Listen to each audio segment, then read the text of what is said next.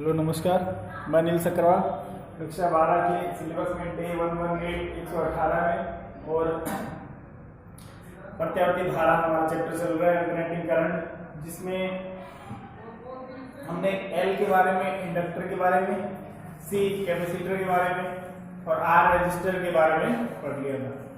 अब next topic जो है, इन तीनों को हम कलेक्ट कर देते हैं और नया अगला जो टॉपिक है वो है LCR परिपथ। LCR, L का मतलब इंडक्टर प्रेरण कुंडली, C का मतलब कैपेसिटर संधारित्र और R का मतलब रेजिस्टर यानी प्रतिरोध। अब इसके लिए हमें वो तीनों रिजल्ट हमें पता होना चाहिए कि जब केवल R लगा है तो R रेजिस्टेंस के लिए क्या होता है कि वोल्टेज और करंट एक ही डायरेक्शन में होते हैं, और C के लिए, संधारित्र के लिए और कुंडली के लिए क्या होता है। कुंडली के लिए, प्रेरण कुंडली के लिए यानी L के लिए वोल्टेज जो होता है वो करंट से 90 डिग्री आगे होता है, ये उसमें सिद्ध किया था। संधारित्र में वोल्टेज जो है वो करंट से 90 डिग्री पीछे होता है। तो ये जो रिलेशन है ये हमें LCR को सोल्व करने के लिए काम आएंगे। तो हम उसके लिए डायग्राम बना के फिर दो बातें हमें सोल्व करनी है। जैसे उसमें लिया था हमने कि वोल्टेज हमने इसके लिए निकालेंगे कि रिजल्टेंट, अब तीनों का वोल्टेज आ गया, R के लिए भी आ गया, C के लिए भी आ गया और L के लिए भी आ गया। तो रिजल्टेंट वोल्टेज निकालेंगे, रिजल्टेंट रेजिस्टेंस निकालेंगे और फिर अगर हमें इसमें प्रवाहित करंट का मान निकालना है, धारा का मान, तो वो याद करेंगे कि धारा का मान क्या होगा। तो अपन ने क्या मान रखे हैं कि यहाँ अपने पास L, C और R ये तीनों जो है वो श्रेणी क्रम में जोड़े गए हैं और इन पर AC सोर्स जोड़ा गया है। ये AC सोर्स है, प्रत्यावर्ती धारा स्रोत। ये C है, L है और R है। इसके सिरों पर जो विभवांतर है वो उसको हम VL कह सकते हैं। वही ओम का नियम इसमें अप्लाई होगा, V = IR। तो R क्या है, R प्रतिरोध के लिए तो R है ही, रेजिस्टेंस लेते हैं। C के लिए जो प्रतिरोध लेते हैं जिसे धारितीय प्रतिघात कहते हैं वो होता है XC, और L के लिए जो होता है वो होता है XL। तो यहां से आ जाएगा ये VC, इसके सिरों पर जो विभवांतर है वो कहते हैं VR है। तो यहां से VR बराबर तो क्या आएगा IR। अगर लिखें इसे, प्रतिरोध के सिरों पर विभवांतर, प्रतिरोध के सिरों पर विभवांतर VR = IR, और संधारित्र के सिरों पर विभवांतर VC = I × याद है XC, वही IR ही है, और R को क्या लिख देते हैं, C के लिए XC लिख देते हैं और L के लिए XL लिख देते हैं। इसी तरह से कुंडली के लिए, प्रेरण कुंडली की बात करें तो इसके लिए क्या होगा, VL = आ जाएगा I × XL। अब हमें पहले सोल्व करना है कि वैल्यू जो है वो किस प्रकार से हम इसके अंदर लेंगे। XL की भी बात करें तो XL हमें पता है, XL ओमेगा L के बराबर होता है। XL = ओमेगा L और XC = 1/ओमेगा C। ये भी हम इसमें यूज कर सकते हैं, बाद में पुट कर लेंगे इन बातों को कि यहाँ XC का मतलब 1/ओमेगा C है, XL का मतलब ओमेगा L है। अब देखो इसके डायग्राम से हम इसमें सॉल्यूशन लेंगे।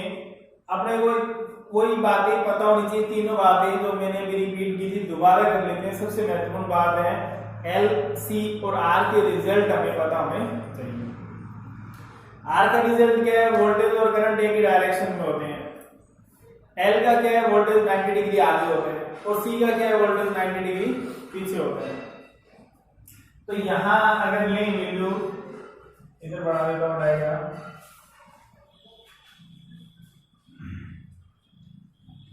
इस x एक्सिस पे ले लेते हैं हम R है, तो इसके लिए इसका वोल्टेज भी इधर ही होगा VR, और इसके लिए करंट जो है वो भी क्या होगा, इसी डायरेक्शन में होगा, क्योंकि दोनों एक ही डायरेक्शन में होते हैं। फिर दूसरी बात आती है L, एल क्या होता है, एल में वोल्टेज 90 डिग्री आगे होता है, किसे, करंट से। करंट ले लिया हमने, ऐसे क्यों ले रहे हैं, क्योंकि यहां से देखो करंट जाएगा सभी में सेम जाएगा, क्योंकि सब कौन से क्रम में जुड़े हुए हैं, श्रेणी क्रम में, और श्रेणी क्रम में करंट हमेशा समान रहता है, करंट में परिवर्तन नहीं होता है, वोल्टेज सब पे अलग अलग होता है। तो यहाँ करंट तो वही जा रहा है, तो रिलेशन किसके लिए ले रहे हैं हम, वोल्टेज के लिए। तो जब एल के लिए देखेंगे तो देखेंगे कि वोल्टेज 90 डिग्री आगे है, तो इसके लिए एल ऊपर की तरफ आएगा। सी के लिए जब देख रहे हैं तो वोल्टेज 90 डिग्री पीछे, किससे, करंट से। करंट तो ही है कि डायरेक्शन, अब इससे वोल्टेज का कंपैरिजन कर लो, जिसमें आगे 90 डिग्री उसको ऊपर की तरफ ले लेंगे, जिसमें पीछे उसको नीचे की तरफ ले लेंगे। यानी इधर हम क्या ले लेंगे, इधर ले लेंगे हम एल की वैल्यूज, इधर हम किसकी वैल्यूज ले लेंगे, सी की वैल्यूज, वोल्टेज के फॉर्म में। तो इसको कह सकते हैं VL और इसको कह सकते हैं VC। लेकिन एक बात हमें इसमें ध्यान रखनी पड़ेगी कि दोनों में से एक वैल्यू को हम ग्रेटर देन लेकर चलेंगे। हम मानकर चलेंगे कि वैसे दोनों बराबर भी हो सकती है, ये भी ज्यादा हो सकती है, ये भी ज्यादा हो सकती है, तो किसी भी तरह से हम इसको सोल्व कर सकते हैं। वो एक स्पेशल केस है जिसमें दोनों बराबर हो जाते हैं। उसके अलावा क्या होगा, या तो VL का मान ज्यादा होगा या VC का मान ज्यादा होगा। तो हम यहाँ क्या मानकर चल रहे हैं, यहाँ हमने ये मान रहे हैं कि यहाँ VL is greater than VC। अगर हम उल्टा मानेंगे तो उसकी भी बात करते हैं, भी पहले ये कर लें कि उससे भी कोई फर्क नहीं पड़ेगा रिजल्ट्स पे, तो वो भी हम एज्यूम कर सकते हैं, उसके अकॉर्डिंग रिजल्ट आ जाएंगे। अब जैसे यहाँ हम मान लेते हैं कि ये जो वैल्यू है वो VL की इतनी है, तो ये हो गया, इससे 90 डिग्री ऊपर की तरफ आगे हो गया। तो ये हमें रिजल्ट पता होना चाहिए कि L में वोल्टेज 90 डिग्री आगे होता है। C के लिए बात करें तो C के लिए 90 डिग्री पीछे है, तो ये C के लिए 90 डिग्री इस करंट से पीछे की तरफ हो गया। यहाँ मान लेते हैं ये C का मान है VC। अब देखो VL और VC दोनों एक दूसरे के अपोजिट हो गए, तो इनके बीच में कोण कितना बढ़ गया, 180 डिग्री कोण बढ़ गया, ये 90 और ये 90, 180 डिग्री। और जब दो वैल्यूज के बीच में 180 डिग्री कोण होता है तो उनका परिणामी मान उनके अंतर के बराबर होता है। जैसे ये कहते हैं भाई दो बल लग रहे हैं, एक 5 न्यूटन लग रहा है, एक 3 न्यूटन लग रहा है, दोनों विपरीत दिशा में, तो क्या करेंगे, 5 - 3 बराबर 2 न्यूटन। ऐसे हम सदिशों में लेते हैं, उसके लिए फॉर्मूला कोई अलग नहीं है, वो हमने पहले फॉर्मूला 11th में खूब अच्छे से डिराइव किया हुआ है, और 12th में भी उसका यूज किया हमने काफी, कि f के लिए लें तो √f1² + f2² + 2f1f2 cos of theta. इसी तरह से उसी को तीव्रता की फॉर्म में भी ले लेते हैं, और ज्ञान में सदिश फॉर्म में भी लेते हैं कि p और q दो सदिश थीटा कोण पर है, तो उनका परिणामी सदिश r जो वो क्या आएगा, वो आएगा √p² + q² + 2pq cos of theta. तो वही उसी से रिजल्ट क्या आएगा, जब थीटा 180 डिग्री रखते हैं तो उसमें क्या बनता है, बल की फॉर्म में बात करें तो f1 - f2 का होल स्क्वायर बनता है, √ से बाहर निकालते हैं तो f1 - f2 बच जाता है वहां। तो f1 - f2 इसका मतलब क्या हुआ कि अगर दो वैल्यूज 180 डिग्री पर हैं तो उनका परिणामी मान उनके अंतर के बराबर हो जाता है।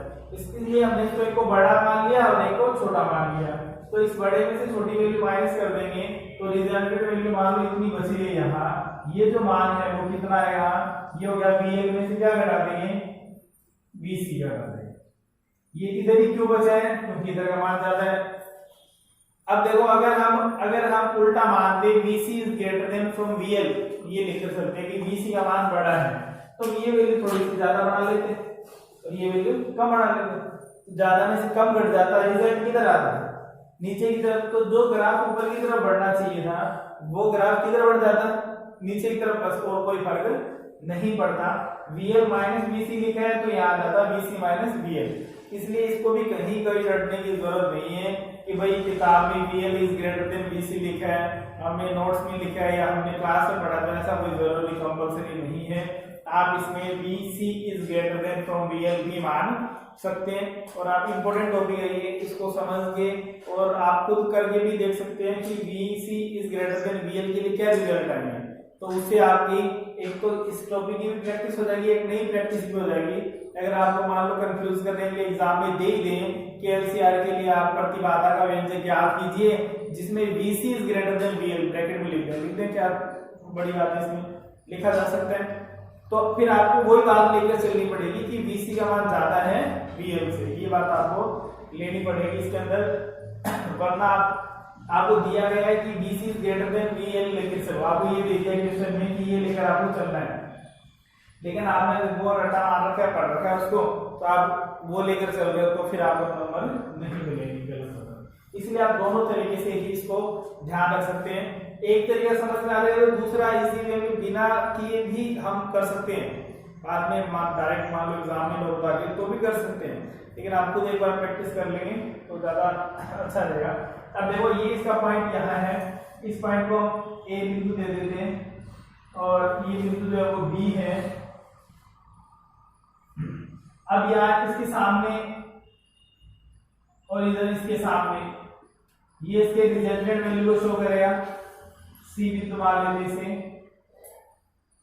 अब यहां से मूल बिंदु से O से C को मिला दे तो ये क्या आ जाएगा, ये मान लेते हैं कोण है फाई। तो ये फाई कोण किसको शो कर रहा है, ये इधर तो क्या आ गया RI है, इधर क्या आ गया BL और BC का रिजल्ट आ गया ऊपर की तरफ। अब इसकी जरूरत नहीं है नीचे वाले की, इसका रिजल्ट ऊपर ही आ गया माइनस करने के बाद में। तो अब इन दोनों का परिणामी मान है, इन दोनों का परिणामी मान है। इसका मतलब क्या हुआ कि ये वोल्टेज की फॉर्म में परिणामी वोल्टेज है V, और जब किसी के लिए प्रतिबाधा निकालेंगे, इसके लिए प्रतिरोध तो R हो गया जो हमने लिख रखे हैं V = IR, L और C के लिए हमने लिख रखे हैं BC के लिए I/XC, यानी XC जो है वो किसके लिए प्रतिरोध है, C के लिए संधारित्र के लिए, L जो है वो किसके लिए प्रतिरोध है, कुंडली के लिए।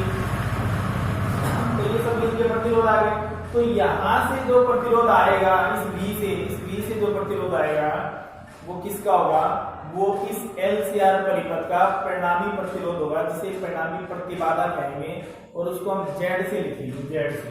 तो इस साइड इसका जो परिणामी प्रतिरोध है वो क्या है, वो है Z। ये है इसका परिणामी प्रतिरोध। अब अपने को बस ये इसका फेजर आएगा। अब इसको अपने को सोल्व करना है। सोल्व क्या करना है अपने को, सोल्व O से C को सोल्व करना है, O से C को, क्योंकि इसके अकॉर्डिंग परिणामी वोल्टेज है, इसी के अकॉर्डिंग परिणामी विभवांतर है, V/I करेंगे, क्योंकि करंट तो अलग अलग नहीं है, करंट तो सब में समान है, इसमें I जा रहा है, सभी में क्या करंट जा रहा है, I प्रवाहित हो रहा है सभी में, तो करंट तो समान है। जब V/I करेंगे तो R होता है, वो जो R आएगा यहाँ वो Z के बराबर आएगा, परिणामी प्रतिबाधा के बराबर आएगा, Z के बराबर, तो वो परिणामी प्रतिबाधा हमें प्राप्त हो जाएगी। और वही हमें इसमें क्या करना है, LCR के लिए सोल्व करना है। तो वो जो प्रतिबाधा आएगी वो LCR परिपथ की ही प्रतिबाधा होगी। अब देखो सोल्व क्या करना है, सिंपल सी थ्योरी हमें यूज करनी है, त्रिभुज OAC से। OAC से पहले आप क्या निकाल लो, विभवांतर निकाल लो। विभवांतर कैसे निकालेंगे, कर्ण स्क्वायर बराबर आधार स्क्वायर प्लस लंब स्क्वायर। आधार स्क्वायर कितना मान है, VR है, और लंब स्क्वायर कितना है, तो इधर का मान है क्या, BL माइनस BC हो गया। V का मान आएगा, यहां से जब मान रखेंगे तो I आ जाएगा, V/I R होता है, R की जगह Z रख देंगे, Z आ जाएगा। बस इतना ही काम हमें इसमें करना है। दूसरा ये परिणामी प्रतिबाधा, इसके लिए इसको हम दिशा को व्यक्त करें तो tan phi का मान निकाल सकते हैं। tan थीटा क्या होता है, लंब बटे आधार, तो याद है ये लंब हो गया, आधार ये हो गया। फिर यहाँ सब में मान रख रहे हैं BL, BC और BR, तीन ही मान है, तीनों मान हमने पहले लिख लिए, तो कोई दिक्कत नहीं आएगी। अब देखो सोल्व कर लेते हैं। त्रिभुज OAC से परिणामी विभवांतर अगर निकाले तो क्या आएगा, OC square is equal to OA का स्क्वायर प्लस 1C का स्क्वायर। वैल्यूज पुट कर दो, इसको हमने मान लिया V यहाँ परिणामी विभवांतर है, ध्यान देना, जो चीज नहीं पता है वो ब्रैकेट में लिख लेना कि यहाँ V का मतलब क्या है, परिणामी विभवांतर। कोई थ्योरी नहीं लिखनी है इसके अंदर किसी भी तरह की, ये बात चाहो तो लिख सकते हो। माना L प्रेरकत्व की प्रेरण कुंडली, C धारिता का संधारित्र, R प्रतिरोधक का एक प्रतिरोध श्रेणी क्रम में जोड़े गए हैं, जिनमें सभी में एक समान धारा I प्रवाहित हो रही है। बस और कोई बात लिखने की जरूरत इसमें नहीं है। OA का मान रख दें क्या है, वी आर स्क्वेयर प्लस ए सी का मान रख दें we L minus V C का स्क्वेयर। क्या देगा, यहां से v का मान निकालें तो क्या देगा, under root V R square plus V L minus V C का होल स्क्वेयर। यहाँ क्या है, यहाँ v परिणामी विभवांतर है, किसका, एलसीआर का परिणामी विभवांतर।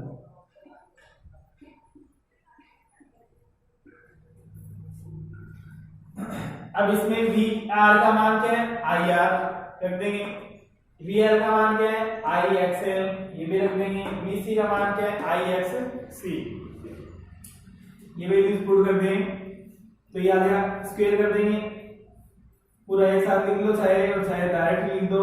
क्या आ जाएगा, ये आई इंटू एक्स एल माइनस आई इंटू एक्स सी का स्क्वायर और इसका अंडर रूट। अब स्क्वायर कर दो, आई स्क्वायर आर स्क्वायर, इसमें से i को बाहर निकाल लोगे तो आई स्क्वायर बाहर आएगा, X L minus X C का whole square as it is रहेगा। आई स्क्वायर को अंडर रूट से बाहर निकाल लेंगे, दोनों में से कॉमन लेके तो अंडर रूट से बाहर आएगा तो आई रहेगा, आई को इधर बाहर में ले देंगे तो यहां से v इज इक्वल टू आ गया आई स्क्वायर आर स्क्वायर प्लस यहां से आई स्क्वायर कॉमन आ गया x L minus X C का होल स्क्वायर। दोनों में से आई स्क्वायर कॉमन आ गया, इसको बाहर निकाल लेंगे तो आई आ गया, फिर आ गया v इज इक्वल टू, यानी कि v इज इक्वल टू आई को हमने बाहर निकाल लिया, अंदर बच गया आर स्क्वायर प्लस न्यूमेरिकल के लिए बहुत महत्वपूर्ण रिजल्ट आएंगे यहाँ से और बहुत महत्वपूर्ण टॉपिक है ये, और चैप्टर भी बहुत इंपॉर्टेंट है, बड़ा क्वेश्चन आएगा, शॉर्ट क्वेश्चन भी आएगा, न्यूमेरिकल भी आएगा, 6 नंबर के क्वेश्चन इस चैप्टर में से लगभग आते हैं। अब यहां से v अपॉन आई इधर ले लें, v upon I is equal to R square plus X L minus X C का होल स्क्वायर का अंडर रूट। अब यहाँ देखो, यहाँ ये बात महत्वपूर्ण है, v अपॉन आई क्या है, v अपॉन आई क्या होता है, आई आर होता है, v बराबर आई आर होता है, तो v अपॉन आई बराबर क्या है, आर आएगा ओम के नियम से, लेकिन यहाँ आर नहीं लिखेंगे क्योंकि आर तो प्रतिरोध के लिए लिख रखे हैं। अब ये बात किसकी हो रही है, हमने तीनों को जोड़ दिया, एल सी और आर को, इसलिए यहाँ जो आर आएगा वो पूरे परिपथ का आएगा, एल सी और आर परिपथ का, तो उसको हमने नया नाम दे दिया क्या, जेड मिक्स नहीं, इसलिए ये क्या है, जेड, जो क्या है एल सी आर परिपथ की परिणामी प्रतिबाधा, प्रतिबाधा मतलब प्रतिरोधी है, अतः z is equal to R square plus X L minus X C का होल स्क्वायर। ये फॉर्मूला इंपॉर्टेंट है न्यूमेरिकल्स के लिए, बहुत ज्यादा पूछा जा सकता है यहाँ से न्यूमेरिकल। इसमें अब आपके पास सारी वैल्यूज आ गई, आर आ गया, एक्सएल आ गया, एक्ससी आ गया। अगर आपको डायरेक्ट मान दिए, सबका मात्र प्रतिरोध है, प्रतिरोध रिजल्ट भी आ रहा है, प्रतिरोध है। अगर प्रतिरोधों के मान दे रखे एल के लिए, सी के लिए और आर के लिए, तो इस फॉर्मूले में वैल्यू रखो और सोल्व कर लो, मान एक बात। दूसरी बात, आपको उसमें सी और एल के मान भी दिए जा सकते हैं कि इसका संधारित्र धारिता इतने माइक्रोफैराड है, इसका हेनरी में मान दे दिया, प्रेरकत्व का मान ये है, तो ज्ञात करो। तो हमें पता है कि एक्सएल बराबर क्या होता है, एक्सएल बराबर, यानी देता हूं, एक्सएल बराबर क्या होता है, ओमेगा एल, और एक्ससी बराबर क्या होता है, 1 अपॉन ओमेगा सी। तो ये रख के आप नया फॉर्मूला भी इसमें बना सकते हो। अब दूसरी बात, अब परिपथ में धारा पूछी जाए, ऐसे आप परिपथ में धारा का मान पूछ ले, परिपथ में धारा, तो धारा निकालने के लिए क्या होता है, I is equal to V upon R होता है। V आपको दे दिया जाएगा कि 220 वोल्ट की सप्लाई से जोड़ा गया है, तो वही है V। तो अब R का मतलब Z है, LCR के लिए, वो आपको यहां से निकालना पड़ेगा, तो फिर आप I इसमें बता सकते हो। धारा I इज इक्वल टू क्या हो जाएगा, V अपॉन Z, या इसको क्या लिख सकते हैं, V upon R square plus X L minus X C का स्क्वायर और उसका अंडर रूट, ये वैल्यू लिख सकते हैं। अब यहाँ से इस इक्वेशन को, इस इक्वेशन नाम दे देते हैं इक्वेशन फर्स्ट। इस इक्वेशन फर्स्ट को अगर एल और सी की फॉर्म में मान है तो उसमें भी कन्वर्ट किया जा सकता है। दूसरा मान ये आ गया, अगर आई की फॉर्म में पूछे तो समीकरण एक से एक को क्या लिखा जा सकता है, z is equal to R square plus X L की जगह क्या रखेंगे, omega L minus 1 upon omega C का स्क्वायर, ये रखेंगे। इस तरह से भी लिख सकते हैं। अगर आपको एल और सी के मान दे रखे हैं, ओमेगा का मान दे रखे हैं, तो पहले ये चाहो तो अलग से भी सोल्व कर सकते हो। भाई यहाँ मान रख के अलग से उत्तर निकालो तो कैलकुलेशन ज्यादा हो जाएगा, उससे बेटर क्या है डायरेक्ट यही रख दो, एक बार में सोल्व करके मान निकाल सकते हैं। तो ये आ गया इसका परिणामी मान, प्रतिबाधा। परिणामी प्रतिबाधा पूछी जाती है तब आपको यहाँ तक इसे सोल्व करना है, वो डायग्राम बनाना है। अगर आपको, अब बात करते हैं दूसरी बात, अगर आपको ये कहते हैं VC का जो मान है वो ज्यादा है VL से, किसका, VC का, तो कोई प्रॉब्लम नहीं आएगी। यानी ये नीचे वाला मान ज्यादा है तो ऊपर वाला मान कम है तो ज्यादा में से कम घटा देंगे, तो ये C बिंदु किधर आ जाएगा, इधर नीचे आ जाएगा, ऐसे बढ़ जाएगा, 5 कोण नीचे बढ़ जाएगा, ठीक है। और इधर जो आ रहा था VL माइनस VC बड़ा है तो VC में से घटा देंगे, क्या आ जाएगा, VC माइनस VL, ऐसे माइनस करके भी इसे लिखा जा सकता है। या आप लिख लें, स्क्रीनशॉट ले लें, बाद में लिख ले, चाहे समझ लें इसे अच्छी तरह से। न्यूमेरिकली यहाँ से पूछे जाते हैं, शॉर्ट क्वेश्चन आते हैं, किस हिसाब से आते हैं वो भी हम बात करेंगे। अब देखो L बड़ा है तो XL माइनस XC आ जाएगा, C बड़ा कह दिया क्वेश्चन में तो XC माइनस XL आ जाएगा, ये तो इंटरचेंज हो जाएगा। रिजल्ट में क्यों नहीं फर्क पड़ेगा इसके, क्योंकि ऊपर क्या लगा, होल स्क्वायर लगेगा, प्लस 5 में से 3 घटाएंगे तो 2 का स्क्वायर 4 आएगा, 3 में से 5 घटाएंगे तो -2 का स्क्वायर भी 4 ही आएगा, क्योंकि माइनस माइनस प्लस हो जाएंगे। इसलिए कोई रिजल्ट में कोई फर्क इनसे नहीं पड़ने वाला है। कोण में इसका फर्क पड़ता है, कोण याद करने के लिए तो कोण की इसकी दिशा क्या है, परिणामी विभाजन जो हो उसके लिए लें कि वो धारा से कितने डिग्री पर है। तो कालांतर की बात करें कि कालांतर फाई कितना होगा वोल्टेज और करंट में, वोल्टेज कौन सा, परिणामी वोल्टेज किसका, L से R, ये भी याद रख, इनका तो पता ही है भाई, इनके बीच में 180 डिग्री का कोण है, ये 90 डिग्री आगे है, इसमें वोल्टेज 90 डिग्री पीछे सी में। लेकिन अब किसकी बात हो रही है, करंट तो पता ही है एक ही दिशा में है, इसके अंदर वोल्टेज और करंट प्रतिरोध के लिए, इसी से ही तुलना की जा रही है। तो अगर ये पूछे L से R के लिए परिणामी विभवांतर और धारा में कालांतर क्या है, तो आपको फाई पूछा गया है। फाई ज्ञात करने के लिए हमें क्या ज्ञात करना पड़ेगा, tan फाई ज्ञात करना पड़ेगा। अगर यूं कहें कि L से R के लिए इसमें B व I में कालांतर, जब हमें ये पूछा गया है तो इसका मतलब हमें क्या ज्ञात करना है, tan फाई ज्ञात करना है। tan फाई क्या होता है, लंब बटे आधार, लंब क्या है, VL माइनस VC अपॉन आधार क्या है, VR। आप इसको ऐसे लिख सकते हो, अगर आपको वोल्टेज की फॉर्म में लिखनी है फॉर्म आपको नहीं मिलेगी, इसलिए आपको VL की जगह I into XL, VC की जगह I into XC और VR की जगह I into R। तो यहाँ रख देंगे I into XL minus I into XC upon I into R। I दोनों में से कॉमन आ गया तो ये कॉमन लेके कैंसिल आउट कर दो, XL minus XC upon I into R cancel out हो गया। तो tan फाई यहाँ लिख देता हूं, tan phi is equal to XL minus XC upon R, ये वैल्यू आ गई। तो यहाँ से फाई का मान tan की जो कोण होते हैं उनसे तुलना करके निकाल सकते हो। अगर ऐसा आ गया भाई हमें पता ही नहीं चला 30 डिग्री है, 45 डिग्री है, 60 डिग्री है, पॉइंट्स में वैल्यू आ गई 2/5 3/5 इस तरह के मान आ रहे हैं, तो आप क्या करो, सीधा सा लिख लो tan phi is equal to tan inverse XL minus XC upon tan इधर जाएगा इनवर्स में हो जाएगा। तो इस तरह से आप इसमें रिजल्ट लिख सकते हैं। यहाँ जरूर उसका फर्क पड़ेगा कि अगर आप ये कह दिया यहाँ XBC जो है बड़ा है VL से, तो यहाँ क्या होगा, उल्टा होगा, XC माइनस XL है, या वो रिजल्ट उल्टा है। चेंज हो जाएगी वैल्यू, यहाँ भी चेंज होगी, लेकिन यहाँ स्क्वायर होने के कारण उसके रिजल्ट में फर्क नहीं पड़ेगा। या जैसे 2 आ रहा था उसी जगह -2 आया तो अलग रिजल्ट आएगा। ये इसका कंप्लीट सॉल्यूशन हो गया। अब इसके अंदर देखो एक कंडीशन और है कि VL और VC बराबर हो, उसको हम आगे पढ़ेंगे, बात करेंगे। और न्यूमेरिकल में वही स्थिति सबसे महत्वपूर्ण है, इसलिए हम न्यूमेरिकल इसके अब पूरा चैप्टर करने के बाद में करेंगे, जिसमें ये फॉर्मूला बहुत महत्वपूर्ण है। अभी मैंने बताया आपको ये फॉर्मूला बहुत महत्वपूर्ण है न्यूमेरिकल्स के लिए।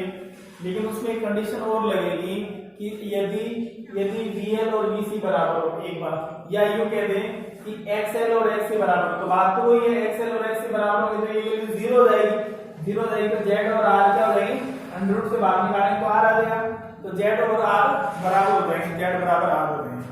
उसमें मिनिमम प्रतिरोध होता है, न्यूनतम प्रतिरोध, उसे अनुनाद की स्थिति कहते हैं, धारा का मान अधिकतम हो जाता है।